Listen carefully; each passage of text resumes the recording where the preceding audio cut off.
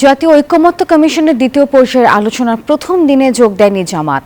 তবে BNP, NCP, CPB, Basad, ইসলামী আন্দোলন সহ অন্যান্য রাজনৈতিক দলের প্রতিনিধিরা এই আলোচনায় অংশ নিয়েছেন। রাজশাহী ফরেন সার্ভিস একাডেমিতে বেলা 11:15টায় শুরু হয় এই বৈঠক। যদিও 11টায় বৈঠক শুরুর কথা থাকলেও জামাতের প্রতিনিধিদের অপেক্ষায় সভা শুরু করতে বিলম্ব হয়।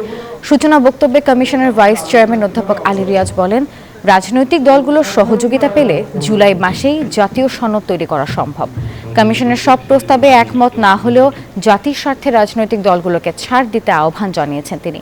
সংবিধানের 70 অনুচ্ছেদ সংশোধন, সংসদীয় স্থায়ী কমিটি, বিরোধী দল থেকে নিয়োগ, নারী আসনের নির্বাচন, প্রধান বিচারপতি নিয়োগ ও সংসদের উচ্চ কক্ষ নিয়ে আলোচনা হচ্ছে এবারের এই সভায়।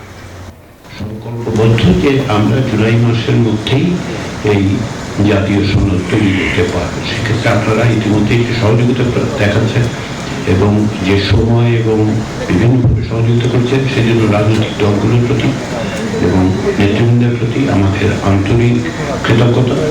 দর্শক, জাতীয় ঐকমত্য কমিশনের দ্বিতীয় পর্যায়ে আলোচনা শেষে কথা বলছেন বিপ্লবী ওয়ার্কার্স পার্টির সাধারণ সম্পাদক সাইফুল হক। আমরা সরাসরি চলে যাচ্ছি সেখানে।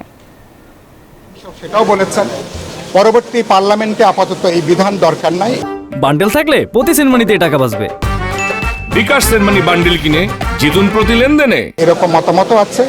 খাবার বিরতির পরে এই বিষয়টা আলোচনা হবে যে আমরা 100-র ব্যাপারে সম্ভবত আমরা একমত হব। আমরা নারীদের জন্য সংরক্ষিত আসন 100-তে উন্নীত করা, প্রত্যক্ষ এই 100 আসনে যে নির্বাচন হওয়া উচিত প্রত্যক্ষভাবে অধিকাংশ দল এ ব্যাপারে একমত। কিন্তু বাস্তবতা পদ্ধতিটা বাস্তবতার নিরিখে প্রক্রিয়াগত যে জটিলতার জন্য এটা আগামীতে এখনই কার্যকর করা যাবে কিনা নানা প্রশ্ন আছে, দ্বিধা আছে, সংশয় আছে। খাবার বিরতির পরে এটা নিয়ে আলোচনা হবে।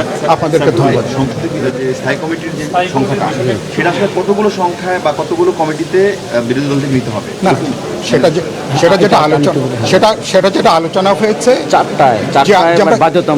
চারটা তো এখন যেটা প্রস্তাব হয়েছে চারটা কমিটি বিরোধী দল থেকে আসবে, সেটা মোটামুটি বাধ্যতামূলক।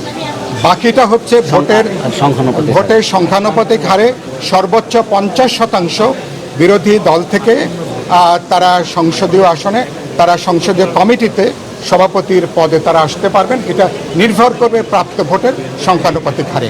ধন্যবাদ। মোট সংসদীয় কমিটি 50 ভাগ। জি কথা বলতেছে।